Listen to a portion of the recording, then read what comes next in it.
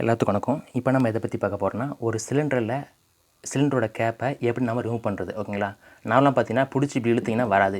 என்ன தான் பிடிச்சி இழுத்தாலும் வரவே வராது, ஓகேங்களா? அப்புறம் இந்த கயிறை பிடிச்சி மேல் நோக்கி பிடிச்சி இப்படி இழுத்தினாலும் வராது. சில டைம் பார்த்தீங்கன்னா காலி சிலிண்டர் இருந்தால் தூக்கும் போது காலி சிலிண்டரும் கூடவே வந்துடும். ஆனால் இந்த கேப் வந்து கழட்டவே முடியாது. ஏன்னா சேஃப்டி பர்பஸ்க்காக போட்டிருக்காங்க. ஓகேவா? நான் கஷ்டப்பட்டுருக்கேன், தெரில எனக்கு தெரிந்த ஷேர் பண்ணுறேன் எப்படி ரிமூவ் பண்ணுறதுன்ட்டு. ரொம்ப ஈஸி தாங்க. பாருங்கள், இந்த அம்பூரி போட்டிருக்குதுங்களா, இந்த அம்பூரி தான் அந்த கயிறையும் கட்டியிருப்பாங்க, ஓகேங்களா? இங்கே ஒரு இரும்பு தெரியுதுங்களா, அந்த இரும்பை வந்து நம்ம இப்படி நேராக இழுத்துட்டு அதுக்கப்புறம் இப்படி திறந்தோம்னா மேலே இழுத்தோம்னா திறந்துடும், ஓகேங்களா? வந்துடும் மூடி. பாருங்கள், இப்போ இருக்குது. இப்படி இழுத்துட்டு அதுக்கப்புறம் கேப்பை ஓப்பன் பண்ணால் ஈஸியாக வந்துடும், ஓகேங்களா? ஏன் காரணம்னா, இங்கே 2 கம்பி இருக்குங்களா, இந்த கம்பி வந்து பார்த்திங்கன்னா இந்த சிலிண்டரோட சைடு வந்து பார்த்திங்கன்னா கொஞ்சம் கேப் மாதிரி இருக்கும், இந்த ரவுண்டாக, ஓகேங்களா? இங்கே போய் லாக் ஆகிக்கும். ஒரு சேஃப்டி பர்பஸ்க்காக தான் போட்டிருக்குங்க. நம்ம இழுக்கும் போது அந்த கம்பி வந்து பார்த்திங்கன்னா உள்ளே போய்க்கும். கம்பி தெரியுதுங்களா?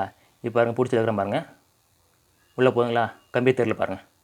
அப்புறம் கம்பி வந்தது பாருங்கள், கம்பி உள்ளே போகுது, கம்பி வெளியே வந்தது, ஓகேங்களா? பாருங்கள், போட்டுட்டு இந்த கம்பியை இப்படி நேராக இந்த சைடு இழுத்துட்டு அதுக்கப்புறமா திறக்கணும், ஓகேங்களா? இப்படி தாங்க திறக்குது. நான் கஷ்டப்பட்டுருக்கேன்.